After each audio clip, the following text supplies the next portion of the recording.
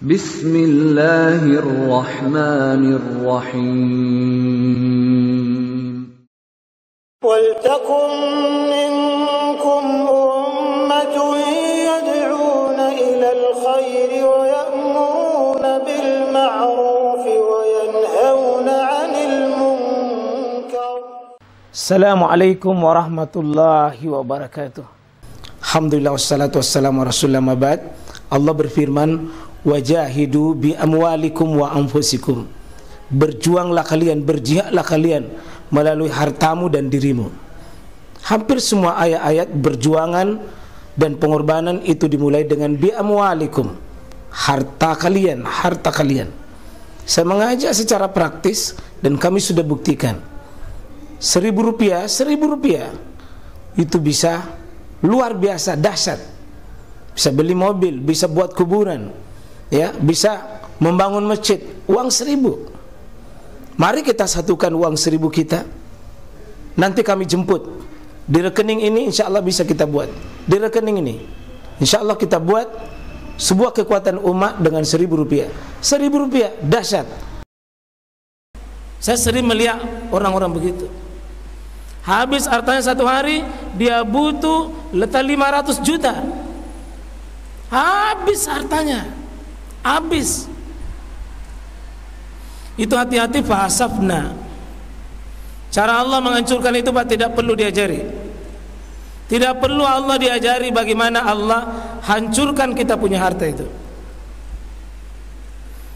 Maaf Pak, bisa jadi ada rumah besar, ada mobil mewah, ada fasilitas lengkap, dilarang makan nasi, dilarang makan daging, dilarang makan kondro, coto, bakso, dilarang. Nah bilang airnya mau sedikit. Coba, apa artinya banyak daging, Nanda bisa makan daging. Kurban 1 ekor sapi, tapi tidak boleh. Ada orang Pak, jamaah kami, 6 mobilnya, tapi dokter vonis tidak boleh kau naik mobil. Kapan dia dekat dengan mesin Pak, rusak jantungnya. Jadi boleh dia naik kendaraan tapi yang tidak ada mesinnya. Kapan ada mesinnya? Coba, nanam mobilnya. Itu namanya fahasab nabi. Hati-hati Pak. Saya takut yang begini karena cara Allah itu bekerja baik, sangat rapi. Kita tidak dirasakan cara Allah membenamkan kita punya, dibenamkan kita keberkahan ilmu, keberkahan usaha, keberkahan rumah tangga Pak, dibongkar oleh Allah. Tidak bisa. Ya. Ada orang yang saya lihat begitu Pak, habis waktunya, habis tenaganya, habis pikirannya hanya mengurus ruko usahanya. Dia bikin rumah masa depan Pak, lengkap. Sekalinya jadi rumahnya, apa yang terjadi? Persis jadi rumahnya siap dimasuki, dia kena stroke, dan akhirnya stroke-nya apa? Pecah pembuluh darahnya, dilarikan ke rumah sakit, masuk di rumahnya, persis mau dimasuki rumahnya, dia dalam keadaan sudah tidak bernafas. Mau ini apa rumah besar begitu Pak? Kalau tidak pernah ditempati, hanya impian, hanya kerinduan. Begitu jadi Pak, dia tinggalkan. Siapa yang masuki? Siapa yang masuk? Satpannya, pembantunya. Jadi pembantunya yang nikmati itu rumah, satpannya. Orang yang punya rumah, yang dihisap dalam kubur, yang ditanya dalam kubur, yang punya rumah. Ini satpan dengan pembantunya, keluarganya enak-enak. Sekarang saya tanya Pak, yang mana enak? Punya rumah, stroke langsung sakit, kita masuk mati, atau ya pembantu saja tapi enak-enak masuk tinggal di rumah itu? Yang mana Pak bagus? Jadi orang kaya yang sakit-sakitan, atau orang miskin yang tinggal di situ saja? Ah? Mau mana Pak? Ah? Mau mana?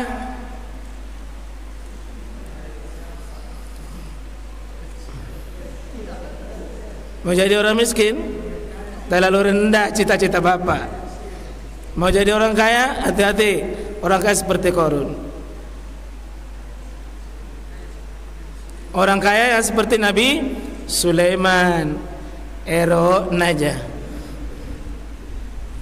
Terakhir, wa asbahal ladzina tamannau makanahu bil amsi yaqulun wa ka'anna allaha yabsutur rizqa liman yasha'u min ibadi wa yaqdiru laula an manna allahu alaina la khasafa bina wa ka'annahu la yuflihul kafirun. Maka menjadilah orang-orang yang kemarin itu golongan pertama pendukunnya Qarun, waktu nalia itu Qarun tenggelam, waktu nalia Qarun itu hancur, tenggelam hartanya, yang kemarin itu tamannau makanahu bil amsi, yang kemarin itu mau sekali seperti juga Qarun, apa dia bilang? Yaquluna wa ka'anna Allah yabsutur. Betul kalau Allah mau kasih rezeki siapa saja dan ya wa yaqdiru, dan Allah juga bisa membatasi, baru dia benarkan itu. Setelah dia lihat Qarun, oh iya, ternyata diberi bukan kemuliaan, ternyata diberi hanya cara Allah menghancurkan, baru Nabi bilang sadar, cocok kiri, cocok kiri, baru cocok. Ternyata diberi itu bukan selamanya kebaikan, baru sadar. Seharusnya Pak kita pakai ayat ini untuk hari ini, untuk tidak semua rumah-rumah besar itu bapak-bapak lihat itu pejabat-pejabat, lalu nikmat tidurnya, nikmat makannya, nikmat hidupnya, wallahi Pak menjerit batinnya, menjerit. Nah di situ ada fahasaf Nabi, ada penenggelaman kebahagiaan, ditarik kemuliaan dalam hidupnya. Selama cita-citanya itu dunia, Pak, Anda akan disiksa oleh dunia. Selama dunia yang kita kejar, dunia akan menghinakan kita. Tapi siapa yang lihat akhirat, dia buru akhirat, dunia akan mendekat kepadanya dari arah yang tidak pernah dia sangka. Baru dia sadar.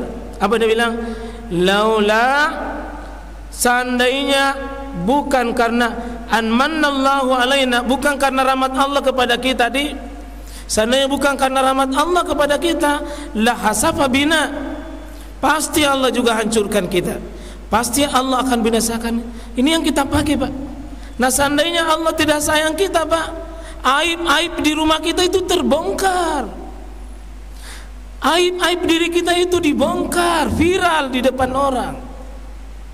Kalau bukan karena kasih sayang Allah melindungi diri kita, kita tidak ada apa-apanya, Pak. Kita cuma disayangi Allah sehingga kita tidak dihinakan oleh Allah itu. Lalu wa ka'annahu la yuflihul kafirun, pasti tidak akan pernah menang, tidak akan pernah mulia, tidak akan pernah suksesan sekecil apapun kekafiran itu dalam diri kita.